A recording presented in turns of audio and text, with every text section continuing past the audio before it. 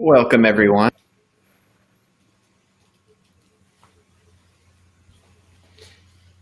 Apps Talk Show. We do this live every Monday and Friday. And as you can see, sometimes there's technical difficulties. We have glitches. We have all sorts of things. But that's what we're going to really talk about today. Our home studios, setting up these things. It takes time, energy, effort. We love it. And it helps us to do the things we need to do. But we're going to take a look into maybe some changes we've made personally here on the panel today. There's a lot of people that have done a lot of really cool things, and maybe it inspires you to do some really cool things. But feel free to ask questions. We'll probably talk about a ton of different things today. So we invite you to put your questions. If you're joining us on Discord, you can put them there. If you're joining us live on YouTube, you can put them there. And if you're watching the replay and you think, hey, you know what? I want to talk to you guys. I want to be your friends.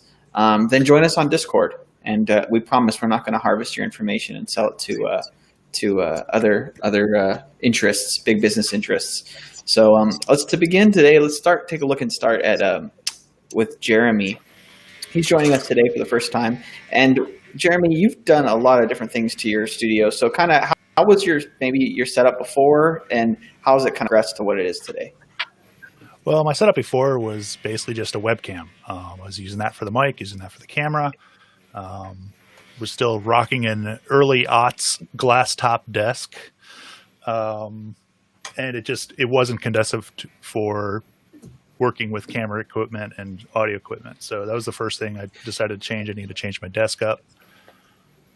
And then from there, just slowly purchased some things here and there, a lighting, a new microphone, which you're hearing today. It's debut.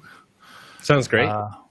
Yeah. So let's just take that for a minute. Your microphone, like what did you use before, and then kind of what you use it now? Because I know your audio chain now sounds great, and it's definitely changed quite a bit.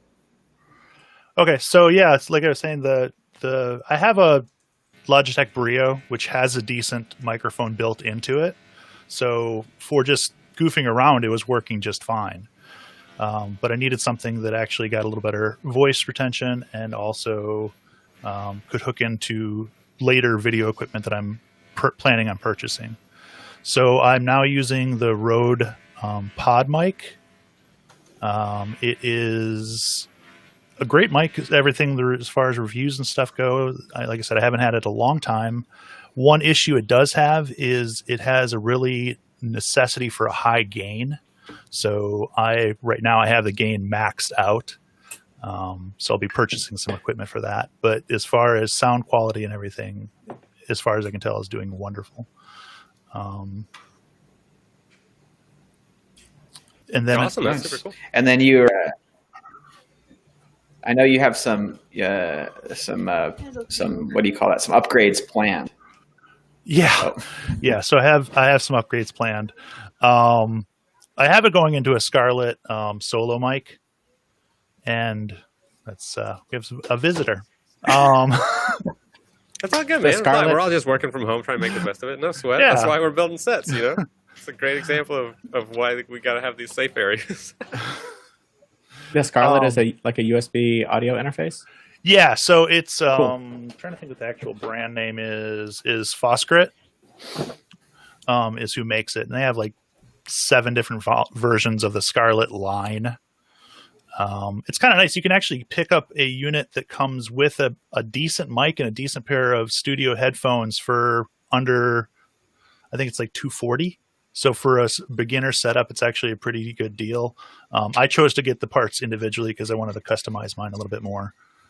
But yeah, it's a USB-C mic output, and then it also has 2 speaker outputs to monitors if you wanted to run monitors off of it. Oh, that's sweet. So you're running that USB mic to the audio interface, and then audio interface to your computer. Well, the mic itself is what's the XLR cable. So it has an XLR connection. If we can gotcha. See that makes sense. Okay, I see what you're doing. I see what you're doing there. But then it's USB-C out and that handles. It actually is really nice. It's basically plug and play. It will prompt you for the program to download the drivers and everything right off the USB-C connection. Nice, very cool. That's cool. And then you said you had the Logitech for your camera. Yeah, currently. And then I have in waiting a second camera already set up and ready to go. I had purchased back, but 6 years ago, a Sony A5000, and it has an HDMI out. And it's nice because I can run E-series lenses for the Sony and pretty much do anything I want to do with that for a secondary camera later on. That would be a nice upgrade. What are like some of the things that you're planning on doing with like a 2-camera multi-view setup? So my plan is to make a kind of a creator or maker type podcast. So I'll be basically use that as a hover. Get my hand in here, as a camera over top to display down onto what I'm making or painting or whatever I'm doing with it. And then that'll also be a good camera to take out onto the field if I'm doing anything as far as like down in the garage and building things down there. Cool. That's awesome. That's super cool. It's really cool. Yeah. It's like the time we all had overhead camera envy when Chris showed us his do it. Oh, that's awesome. That's awesome. And then Lauren, you've joined us before, but you look completely different than you did previously. Yeah, it's still a work in progress. After the first episode, I was super embarrassed at just how my second room is. You know, it's trying to be dedicated an office, but it's also my husband's workspace. And directly behind this, he recently built a huge wall-to-wall workbench. So it's even different than the last time you guys saw the room. But yeah, we just went to a hardware store, got a couple pieces of PVC for $15, got a green screen off of Amazon. Back when we were doing this on Zoom, it was easier to have the backgrounds just kind of imposed. And that was been fun. Pretending virtual backgrounds. That green screen must help a ton with that. That's awesome. You're able to get that in. No, it was awesome. But then with this is my first time coming on to Restream, so I haven't figured out how to do that yet. So that'll be my next thing. But yeah, it's been fun kind of updating stuff. Even my office chair, I just hated how it looked, up to here on me. So just kind of updating little things to make it look better. You can't refer to it as your throne now anymore. Yeah, no, I actually I passed it on to my husband, and now he's gets the chair with the cat. It looks great. Yeah, and even just lighting. Elliot had posted a video of what you can do with a mirror. So I've got a desk lamp right over here off screen, pointing this way, and then I've got a desk lamp on my second level of the desk, pointed towards a mirror, reflecting back. And then the window that I have right here, I have a piece of just like white, like tri-board, the cardboard that you can get like for a projects. deflector. Yeah, and I've got that propped up in the window. So each week I try to just update it little by little. That's awesome. Looks really good. That's great. And then I know we went over Brandon's build last time we did this kind of show. Have you made any other changes, Brandon, since then? Hey, can you hear me? We can. Good, because I made some changes today, and that was scaring me. Actually, so one of the changes recently I made was I went from the Logitech Brio, excuse me, to the HuddleCam HD, and I am really enjoying the features that come with that camera. It is a 4K USB camera that came with this remote for different settings. You can zoom, so I can go out to that angle. Everyone's favorite angle is that guy. Oh, that's a good one. That's a That good is angle right there. awesome.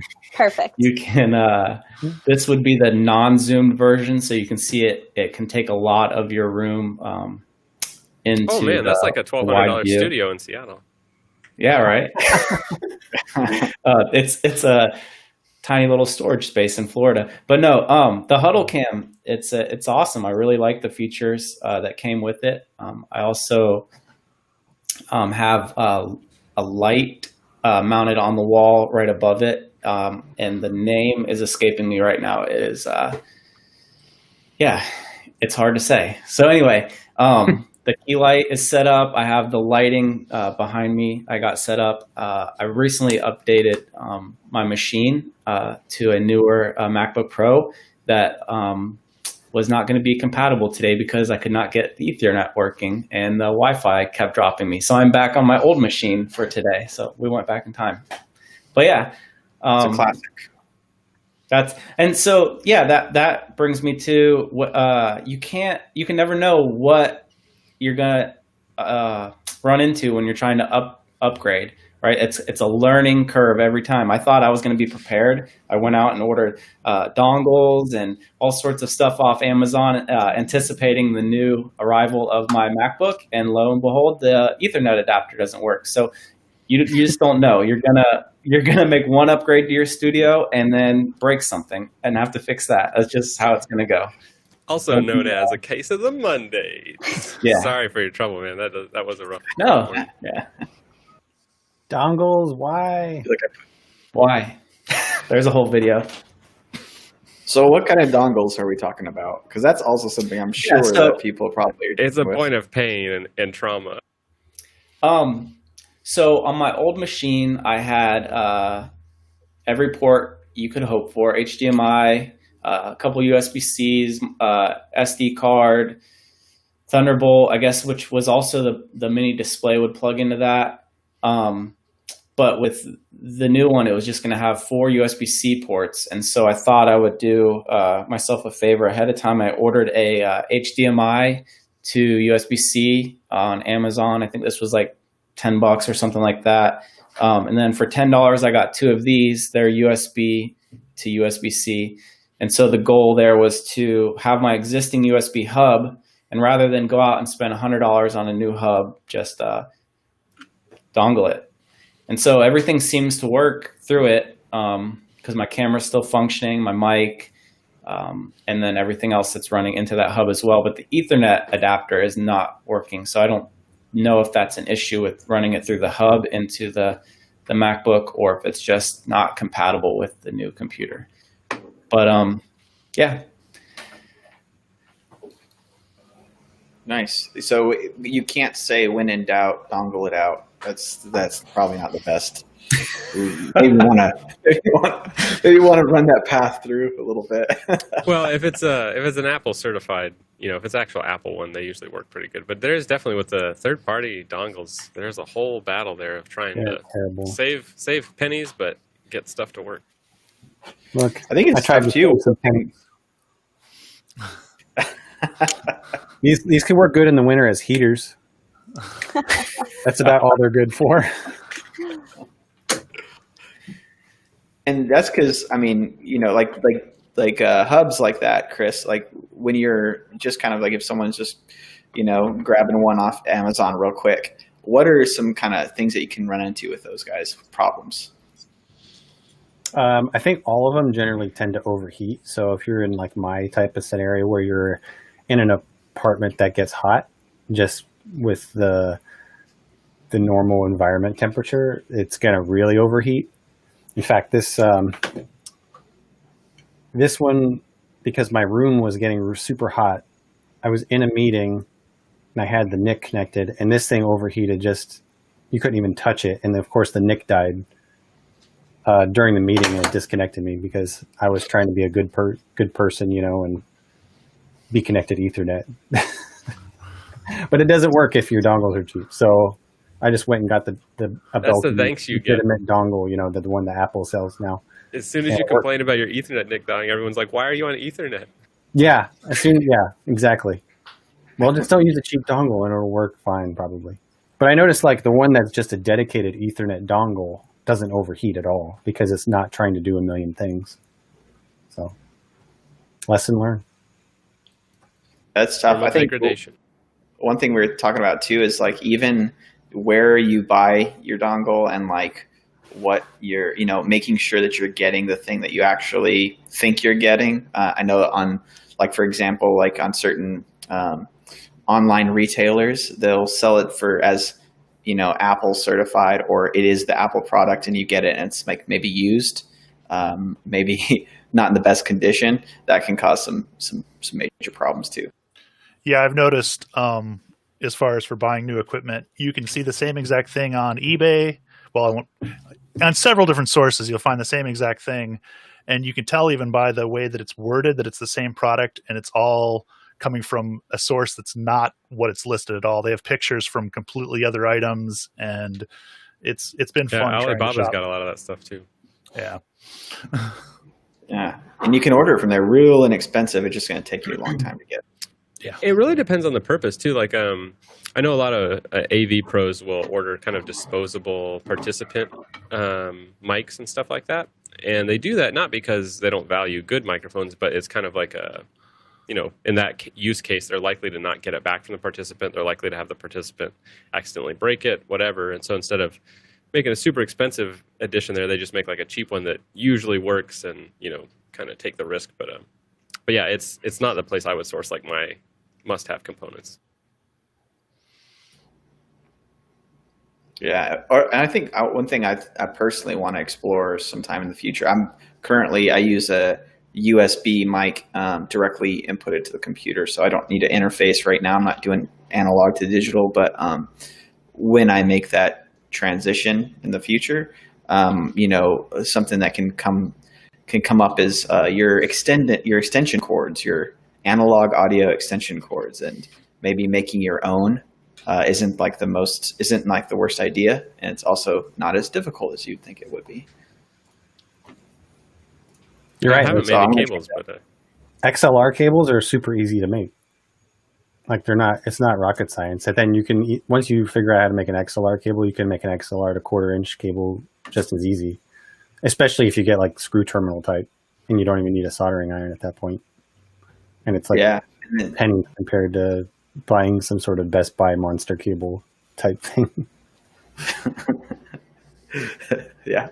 Well, I want to take a moment, and obviously this is a discussion. So any questions that we have as you guys have, we have as panelists, feel free to put them out there. Also, any questions that come in through live, we'll put up here on the chat too, and we'll address those as they come in. But I know that just to shine a brief moment we think about maybe going from nothing to something, or from maybe the equipment that we have on hand, trying to make that work the best we can, and then to something upgraded like Jeremy was mentioning earlier. But if we've already upgraded and we're going to make some additional upgrades because of different projects and different applications, I want to maybe just, Elliot, could we share your teleprompter experience? Is it still a little too sensitive? If it is, So I'm talking on a teleprompter right now, but the last 2 months, all of the changes I've made in my home studio setup have been less comfortable. So, like, I don't even like being in this chair right now. It's the least comfortable my office has been in a long time. So I've got to kind of go back to the drawing board and change that around some. Got to change that, Elliot. You got to be comfortable, man. That's key. Do you think that? Oh, I think we lost your audio there.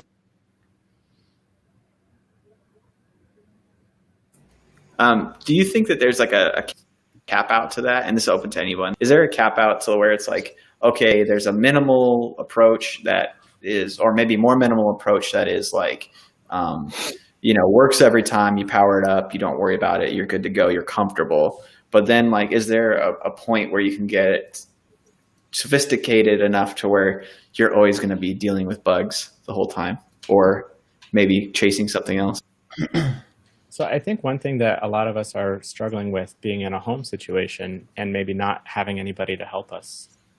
Normally, you'd have a lot more experts involved in a build.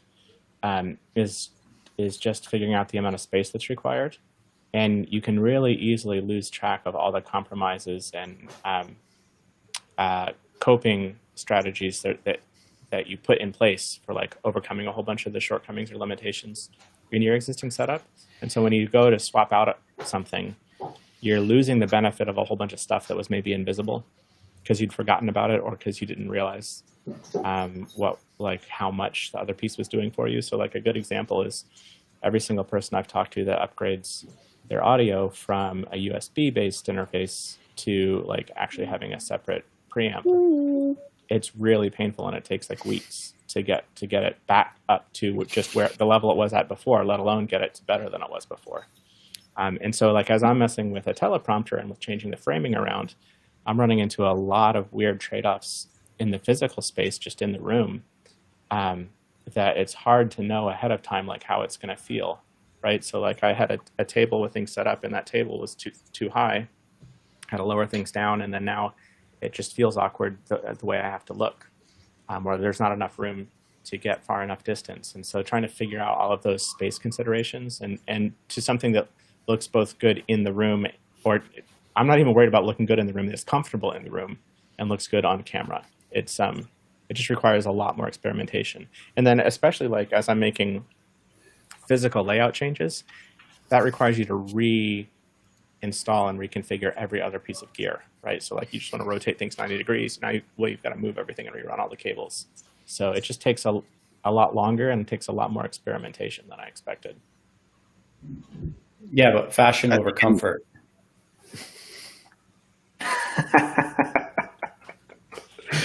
Yeah, and it's not that you can't be uncomfortable for a minute, but I'm generally spending 5 to 8 hours a day on video, and so it does have to be somewhat ergonomic, and the same thing with like trying to figure out how to make the space work so that you're not disrupting everybody else around you. Maybe it's a shared space, right? Like it's all about those trade-offs, and it's so hard to know until you've actually tried it.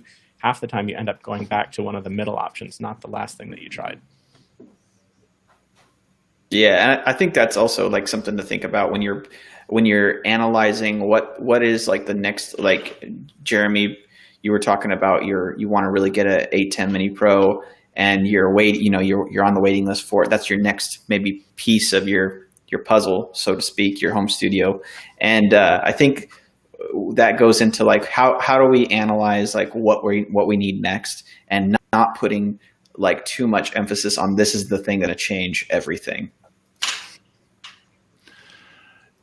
Yeah, I think that's a good actually analysis of what to buy, because if you're not producing anything and already buying thousands and thousands of dollars worth of gear, you might want to look at it a little bit beforehand.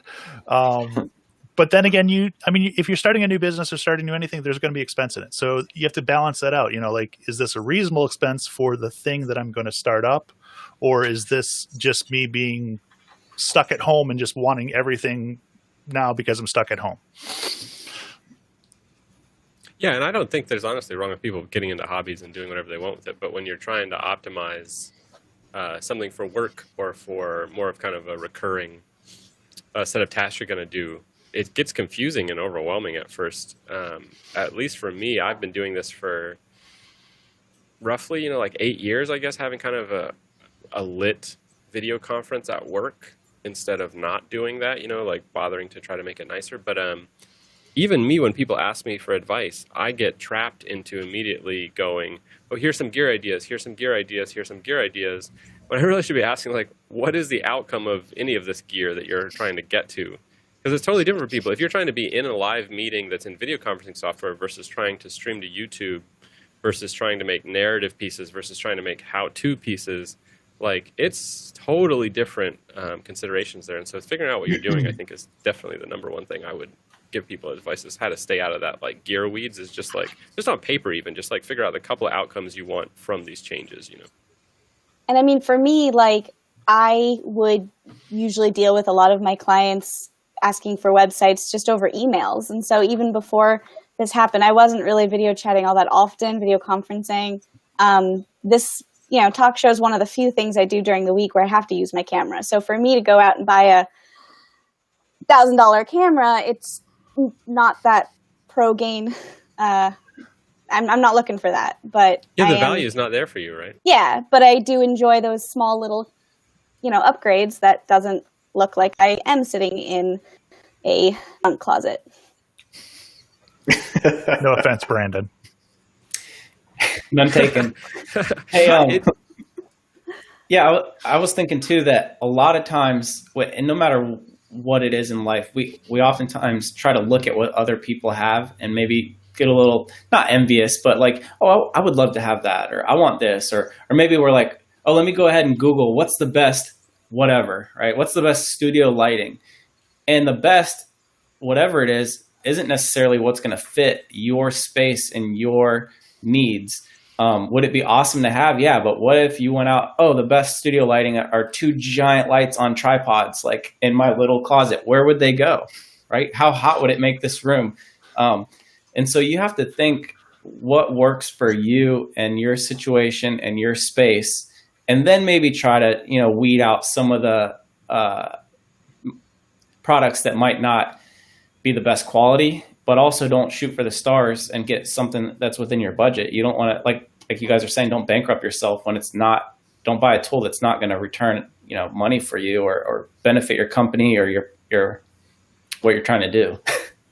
I mean, unless it's really, really cool. Yeah, unless it's really cool. This strategy has worked for me for a long time. Like, I don't even worry about whether it's the right piece of equipment for me. I just order it. And then it usually takes like 3 tries before I get something that works. And I just leave this trail of like other gear that I'm giving away to everybody around me. Hey, Kevin and I have prospered from this philosophy of yours, Elliot. It's a great philosophy. I totally agree with it. Do you have a trail of Ethernet adapters lying around?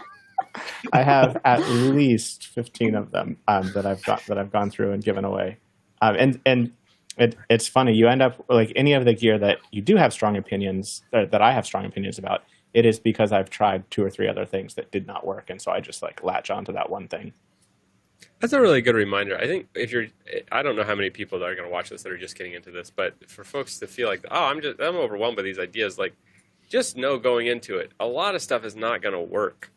And it's not because you didn't have a good idea. It's hard to find stuff for people that want to do this all the time that are really depending on it that will consistently work. It happens to me constantly with Amazon resellers, is that like I bought it 6 months ago and it worked really good, and then all that stock sold and I buy another one or tell someone that it worked really good when it's some dongle for, some thing that's supposed to be proprietary or whatever. And it doesn't work good because the stock changed, and the listing is exactly the same. It says on it on Amazon, I ordered this before, but like they're actually getting a different product. So there's like all sorts of frustration that happens that can really dampen it when you're first getting into it. It's like, man, I hate how much trouble this is. But at the end of it, you can have like a roughly nice looking thing if you just keep at it. But don't think it's you. It's hard for anybody to get it right. Yeah, and you're gonna have to have at least 2 test runs before it's gonna work. So don't think like the first time you plug in a piece of new gear that it's going to work on the show that day. Like, it's not going to. Guaranteed it will not. You have to do those test runs. And every dongle is a failure point, and so like you introduce all these failure points. Every new thing you're going to present is a failure point, and so it's not that it's too hard to do, but you're not imagining that it's crazy hard. Yeah, so it comes down to leaving enough time. Like if you leave enough time, then it's way less frustrating. Yeah, that is something to note, because I do think that especially when we do get a new piece of equipment or whatever, or want to incorporate something that we're super excited about, it's that tendency to use it right away for the next thing.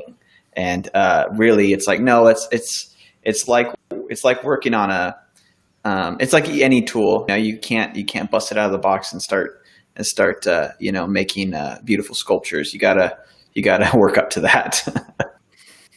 Yeah, that's what happened with me today. 10:30, 11 o'clock, my new computer shows up. We had the pre-shows at 2, and here I am ripping everything apart, trying to set this thing up and download all the software I need, and then it doesn't work. And I'm 2 minutes before the show, unplugging everything and plugging my old computer back in. Yeah. And you bothered to do the hard work of running the Ethernet, but sometimes stuff doesn't cooperate. Yeah, it's hard. Yeah. I had the same thing yesterday. I moved my set around yesterday. It's a Sunday afternoon, plenty of time. And then I had a call booked for last night that I forgot about, and like wasn't quite ready. And then right now my camera is literally clamped to the arm of a chair, and I'm kind of worried that the arm of the chair is going to break off. But it was like as good as I could get just before the show. But yeah, you got to leave more time than you as much time as you think you need like 3 times as much time. That's a side note. Like a personal question for me. What do you guys feel about like clamped, clamp mounted camera or tripod? I got opinions about this. I want to hear them. It doesn't depend on your space. No, it does. It does depend on your space. You should never use a tripod. There's no good reason to use a tripod ever. You should have clamps on like pipes and grids attached to your ceiling. So I guess if you were coming into somebody's home for just a one-day shoot, like it's a very temporary thing, then a tripod makes sense. But in any kind of home studio environment where you actually live there, or an office there you're gonna be there more than a week, the tripods and stands are going to tip over and they take up too much space on the floor. So you're just like setting yourself up for torture by using those. That makes sense. All right. Well, next question answered. Thank you. we got another. Done. Yeah, checked and checked. That's fair. Oh, I got a tripod story for you. So I have a tripod in here. I don't think I can show you. I can show you. Don't break your armchair. See, there's that tripod. Beautiful. Oh, yeah. It didn't even break. So that tripod has a slider on it. And last week, I just moved it 6 inches and then tried to run the slider, and didn't hit the button in time, so it went too far over, and the whole thing tipped over. No. I jumped out of my desk, like I'm running it over Bluetooth. I jumped out of my desk chair and caught it before it hit the floor, because it was like this slow Oh man, tip that's of terrible. with like very expensive lenses on it. But yeah, you shouldn't use tripods. There's never a good time for tripods. Okay, I see. I'm starting to see the foundation of the tripod stance. If you're here, And a lot of clamps you can get are able to tell you the amount of weight they're supposed to be able to hold. And then if you think about you're still not muted, Jeremy. I don't know if you're meaning to. Oh, you're telling Elliot I see his shot. Sorry about that. I thought you were talking to me. My volume needed to go up. The clamps themselves are not created equal at all, and that is a huge gotcha. If you're going to buy some new equipment and then you're going to get a clamp off of Amazon or something like that, and you're going to just clamp it on it, you're going to stick your new camera on it and just hope that it's going to forever be okay the way you left it. Like I have a plastic Surface table, for example, and I have a bunch of clamp type things on them. One of them is like this boom arm for my microphone. And it's not a fancy clamp, but it should work, right? 2 flat surfaces. But it doesn't because it's plastic, and so it kind of clamps down too hard, and then it slips over time.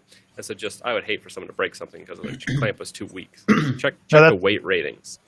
That's what I was going to say, actually, is you almost have to double the weight ratings, because so many of the, even boom arms and stuff like that, they put a maximum, but that maximum is rarely correct. I've noticed this. I used to install TVs quite often for people, and any of those monitor stands would say up to 72 inches or something like that, and realistically could maybe handle a 50-inch and keep it straight. So I think lots of other equipment is on that same cheap tin that it's made out of is not up to par. There's another option here that we're leaving out, and that is wall mounted. Oh, I have several things wall mounted rather than clamps, because my desk is small and cluttered, and I had nowhere to really clamp to. So a lot of the same accessories that you can buy in a clamp option, if you search, you can find wall mounted features as well. So I have my mic boom arm, my camera, and my light are both on a quarter 20 accessory that is just wall mounted because I'm up against the wall. So depending on your space, you might find that, I can mount a light here, or my camera can be mounted here. If it's going to be a permanent place that you're not wanting to move it around so much, that works too. very nice. I feel like I move things daily. Permanence. Brandon likes permanence in his home studio. And I respect that. We have another question kind of along this line. Oh, that's a joke, I think. How can I fix my eye line? So if we're having, if you have a separate camera that is connected to your computer, how can maybe make sure that our eye line is, as close as it can be to maybe looking someone right in the face like you would in real life? There's some oh yeah. What are some kind of common things? Because I know for me it's something I've struggled with for sure. I know we've all kind of gone through our growing pains on this as far as our home studio setup. So eye line is talking about, for people who don't know, it's talking about your eyes and how they look to the viewer based on where the camera is in your face. So my eye line is fairly the same, or what do you call it, equal. So like the camera's at an equal place as my physical eyes to a limited extent. It's not exact. And so that when I look right at it, like it feels like I'm looking right through to the viewer, hopefully. But tips for that, to fix it, if it's on a laptop you're working, a really simple thing most people don't realize they could do is just set their laptop on some books. So that will raise the laptop up that couple of, maybe 10 inches or 5 inches that you need, depending on what your desk height is. I've got some outdated JavaScript and CSS books underneath my laptop at the moment. Yeah, works great. You won't need those for a while. It's all going the way of. They're thick too. It brings it up quite a bit. It's nice. It's a great example of one of those things that you try and upgrade your system and then something else gets way worse. So if you're on a phone, you're probably going to have really great eye line. And as long as you get some kind of a stand or holder for it, and you've got that phone placed at eye level, it's going to look like you're looking at people. Of course, it's really hard to see much of anything else. And so say you do a big upgrade and now you've got a laptop and you've got an external camera. Well, now the camera's over there and you're looking away from it, right? And you're trying to look at the other people in the meeting. And so it just got way worse. It feels like you're not paying attention. It feels like you're disconnected. That's why I started dabbling with a teleprompter. But before you get to that, like one of the best things to do is if you are using an external camera, have a smallish screen as close to that camera lens as possible. And when you look into the lens, it looks like you're really looking at the person. The tricky part is you make all these micro expressions in your face. And if you can't see the person that you're looking at, like you can fake it just looking into a camera lens, but you won't know how to react to the other people that you're talking to. And so the gold standard is being able to actually see the other person that you're talking to. So a few years ago, folks actually invented something called an interrotron, which is 2 teleprompters, one on each end. And so then you can actually see the other person who's asking you questions. And if they're frowning, going like, I don't understand what you're talking about, you can react to that. And you can, in real time, you can actually respond to the other person, just like with a face-to-face conversation. And so that's really, really great. What's tricky in these conference calls that we're all doing, these video conference calls, is you have more than one person involved. You're not just looking at a single interview. So if it's anything more than a 2-person conversation, it's really tricky. So the reason I destroyed my studio is actually this weird thing I'm experimenting with, where I want my laptop to be visible in the shot for when I'm not looking at people, because I have this idea that if you can see what I'm looking at, then it doesn't feel like I'm ignoring you. And so if I look down to see the chat comments coming in from YouTube or whatever, you know that I'm looking at my laptop, not that I'm looking at something else. And so it still hopefully feels more connected. So that's another technique that you can use is kind of choosing how much of your environment to show to the audience, to the other folks, so that they can understand what's happening. Yeah, would that be like a set? Oh, sorry, I was just going to ask, would that be like a set within a set?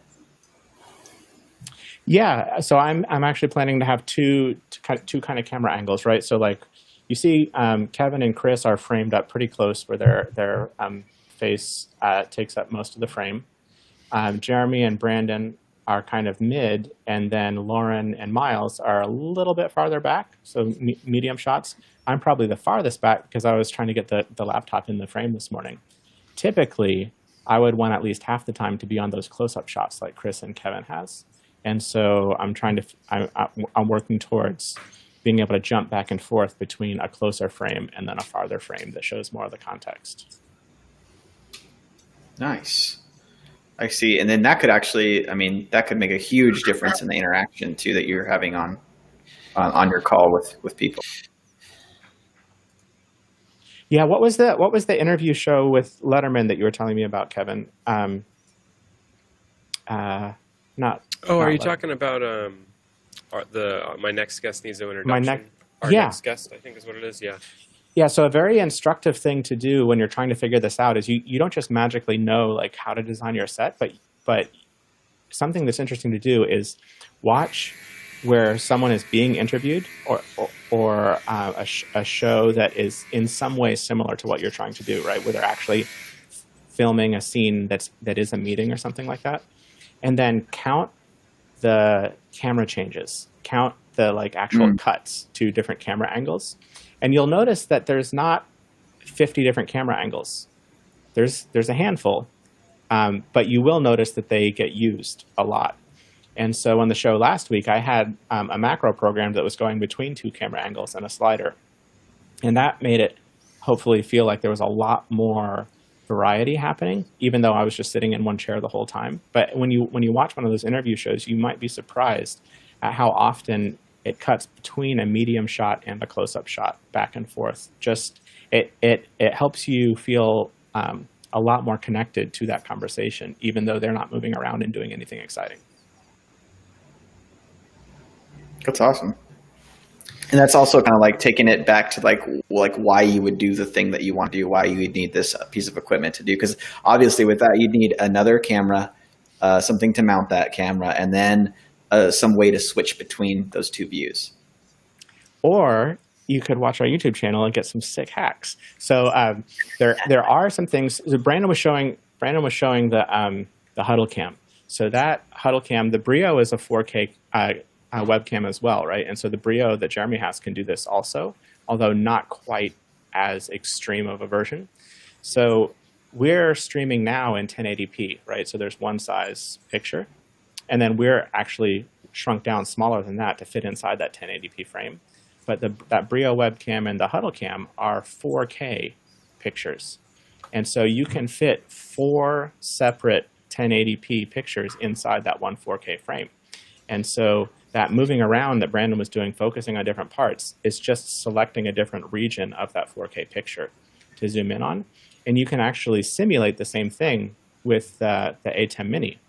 And so with the A10 Mini, even without adding a second camera, it's got an onboard digital video effect, DVE. Oh. And you can actually, this is the thing that does picture-in-picture. But what most people don't realize is that you can not only do picture-in-picture, a smaller picture inset on another picture, but you can scale that picture-in-picture up to over 100%. And so that is a zoom. So you can have your DVE effect in your A10 Mini do a more zoomed in, and then your regular shot without the zoom in would be your medium shot. Hey, that happens. That's what happens sometimes, especially after studio rearrangements. Oh, go ahead. Yeah, along with the different camera angles and views, if you have let's say you're on your built-in webcam on your laptop or a USB webcam, and you want to have multiple angles to choose from, you can also use your cell phone with some of these apps that are out there right now that will turn your cell phone into a webcam. Or if you just want a webcam and you can't score one because they're overpriced right now and price gouged. But yeah, the webcam cell phone apps, they're pretty cool. Myles introduced us to Camo. That was a neat one, and it worked really well. Yeah. So there's there too. And can you I think you've done a little bit more testing than I have yet. But like that, because what do you need Camo? I mean, you download the app on your phone, and then how do you use it? Yeah, you download the app on your phone. I'll see if I can pull it up without breaking it. But you download the app. Camo also had a app for your Mac. I think it's Mac only. They don't have Windows. But then Epic Cam was one, and they have drivers instead of the software for your computer. But I really like Camo, the one you showed me. Let me see if I can open it up here and get it to work. And my hack with Camo was to have one of those amazing overhead shots that Chris and Elliot had in their studios for years. Yeah, so let's. Okay, I got it going here, and we'll test out. Watch it crash. Live demos, yeah. Yep. And you're showing us Epic Cam or Camo? This is Camo. So I'm using my iPhone and sending you guys into the Matrix. And yeah, I mean it's good quality. If it's facing me with the lighting, let's see. And there's not really a ton of lag or anything like that. So it's good. I was using the iCam for quite a while for streaming, and I was hooking it directly into the computer and had no internet lag at all. And depending on your phone, your camera is probably better than your laptop webcam. For sure. Yeah, it's definitely way better on your phone than on your laptop. Yeah, and the Camo Cam in the software has a ton of settings that you can mess around with, all your saturation and your colors, and tons of edits there to do. Oh, that's right. Yeah, it lets you adjust the live video image from the camera itself.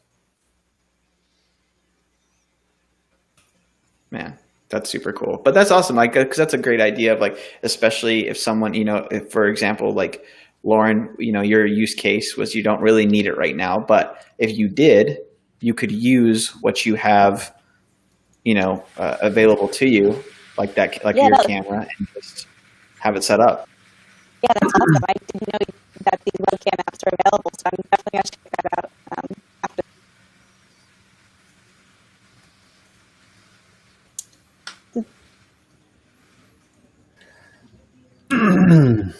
Sorry, Elliot, can you send her an Ethernet adapter as well? Me and her. Sorry, no.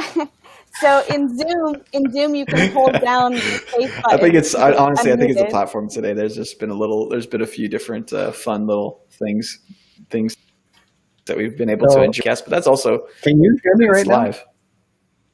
Because Restream, yeah, we can hear you, Chris. This is amazing. We're having a bit of a meltdown in the background, so we're just going to share it because the audience is here with us. Yeah, I've been sneezing like this whole time, and the webpage for Restream says it's muted, I'm but muted. it's not. It's not. Yeah. And so that's what it has been for everyone watching. All the extra noise. It says that we're muted, but we all individually keep realizing that certain people aren't muted and trying to figure it out. We've turned into an ASMR stream. So this is the invisible stuff, right? That a lot of people don't talk about, but that totally affects you, not only your meetings, but especially sort of a live event like this, is your networking.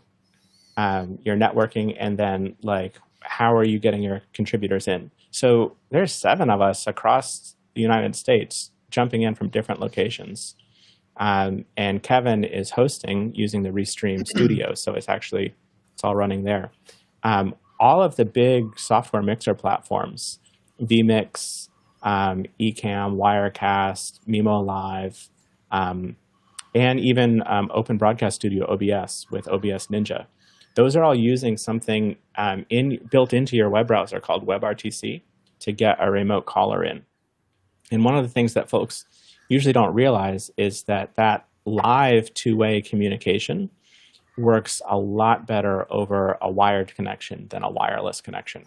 Wi-Fi is great, and Wi-Fi is really powerful, and we all watch movies all the time and use it for a million things.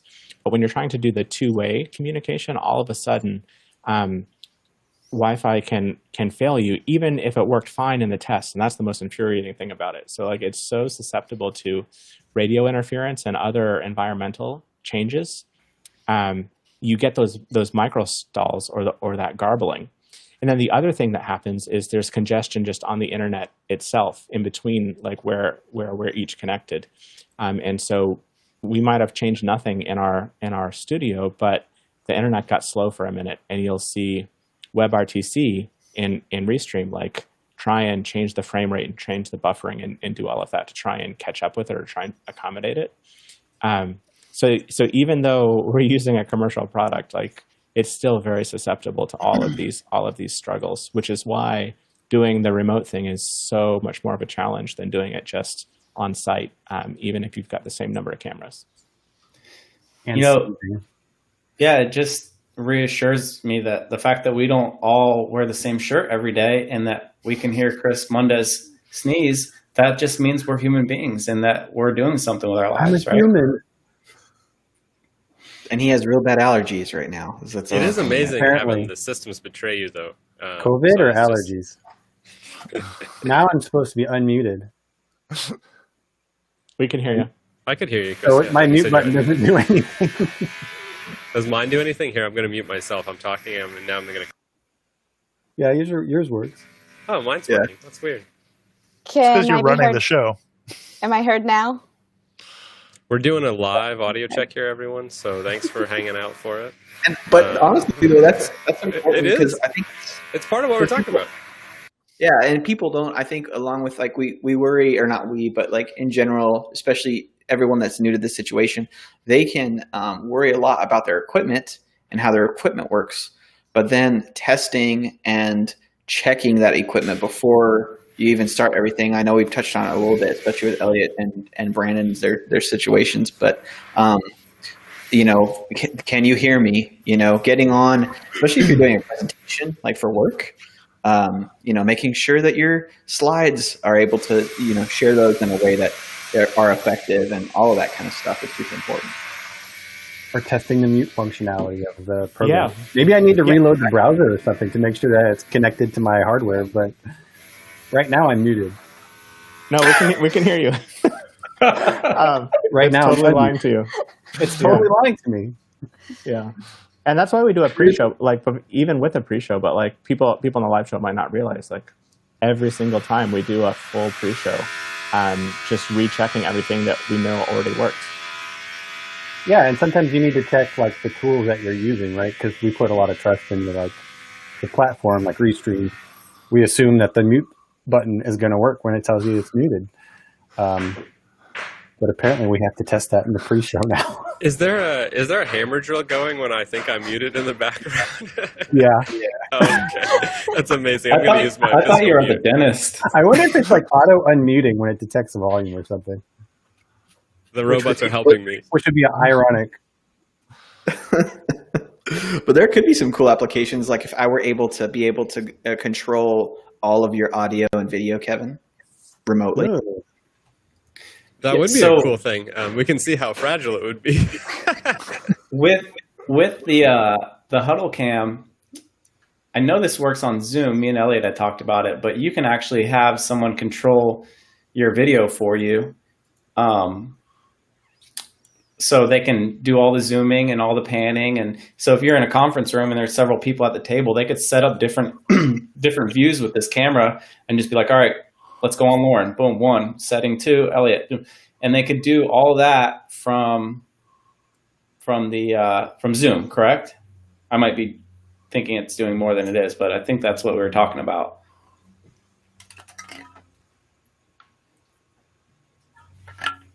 Elliot's not going to agree with me. All right. I think it doesn't do anything I just said. I made that all up.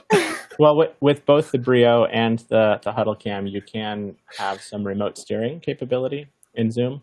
I'm not sure if that's also available the on all the other. Might not work. Yeah. Yeah, I don't think they expose the presets, but it will let you do some steering if you grant permission.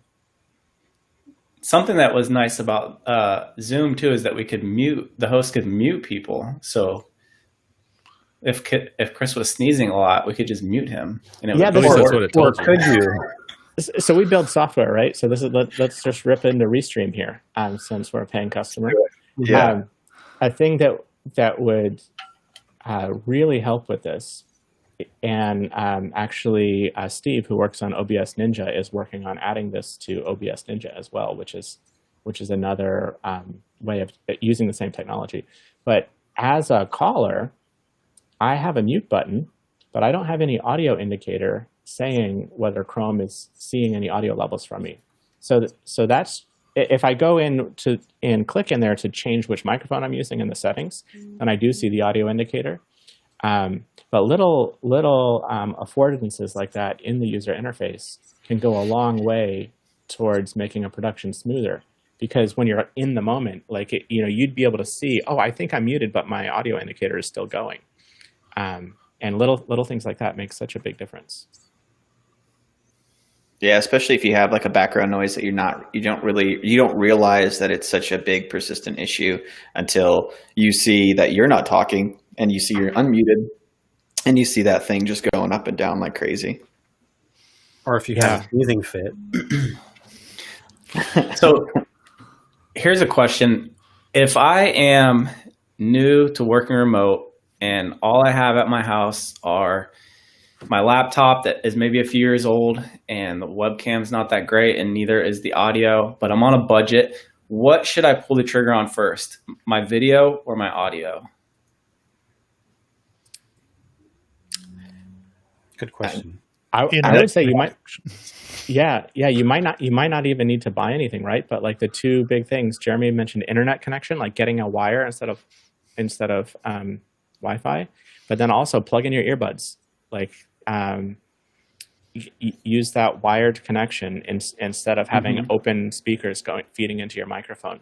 Those two changes and getting the camera at eye level dramatically improve your meeting quality. And I think too, audio. But I want to buy something. Well, if you're going to buy something, I mean, personally, I know we all have different opinions on this, but I think there is probably some thought about like setting your audio up so that you can be heard, especially if you are going to be doing a ton of talking, because it's just a stress load on the ear. Like if people are straining to make out what you're saying, they're not going to be paying attention for an extended period of time. Yeah, and just about everybody has, like their wired headset that came with either a phone or some sort of device that they already have. So if you could use that, and I think we talked about this before in the last time, but anytime and Elliot mentioned it just now, but anytime you use a wired microphone, it's going to be so much better than like, a cheap Bluetooth headset that you've got from Amazon, because we've talked about how bad Amazon products can be sometimes, but it just doesn't sound good. And wired is always going to sound so much better. You're muted, Kevin. Now Kevin's muted.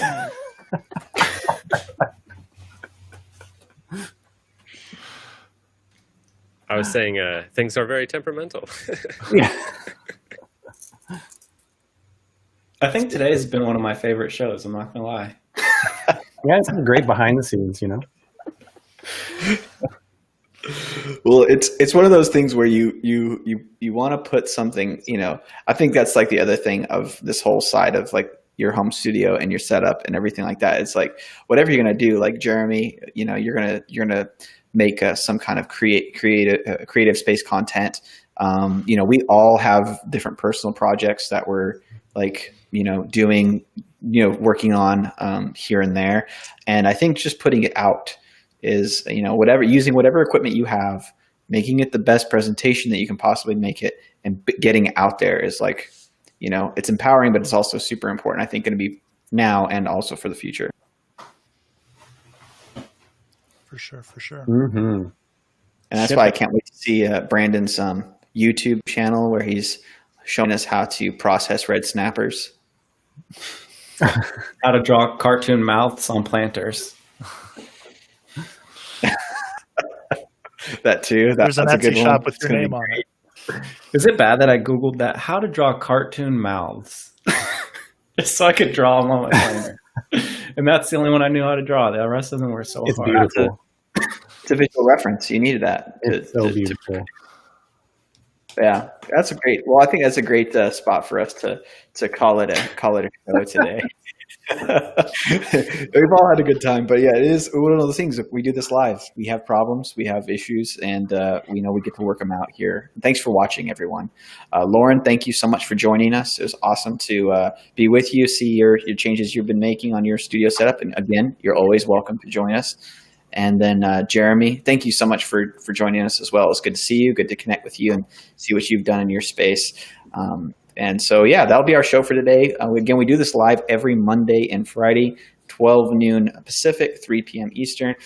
You join us this Friday. We're going to talk about all sorts of different things, but we're going to maybe talk about starting a business in 2020. Starting a business right now. What are some things we do? What are some things that you could do?